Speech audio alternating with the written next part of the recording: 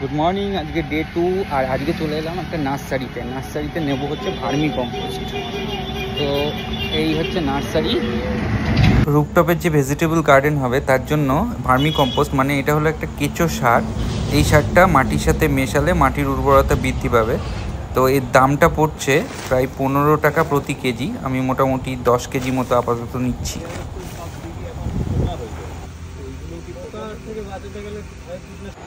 আচ্ছা, আর একটা জিনিস আজ অর্ডার করলাম, সেটা অনলাইন থেকে, সেটা হচ্ছে মিশো থেকে গ্রো ব্যাগে মূলত ভেজিটেবলগুলো লাগাবো। তো গ্রো ব্যাগের সাইজটা একটু বলে দিই। এটা হচ্ছে 15x15 গ্রো ব্যাগ। এটা 7 পিস থাকবে, দাম পড়লো 321 টাকা। আচ্ছা, আর হচ্ছে এটা মূলত শাক জাতীয় যে সবজিগুলো হয় সেই সবজিটা লাগানোর জন্য, অনেক চওড়া হবে।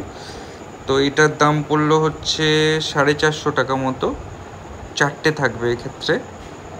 আর আরেকটা হচ্ছে 18x18, এটার 2টো নিলাম।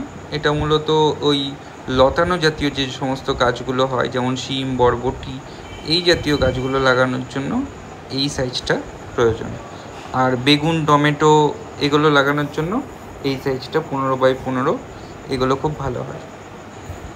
এর সাথে অ্যামাজন থেকে অর্ডার করলাম হচ্ছে 2টো জিনিস। একটা হচ্ছে কোকোপিট মূলত নারকেল গাছের ছোবড়া থেকে তৈরি হয়। এটা মাটিতে মেশাতে হবে, জলটাকে রিটেন করতে সাহায্য করে। আর তার সাথে হচ্ছে নিমখোল। এই কটা মোটামুটি আজকের মতো অর্ডার হলো।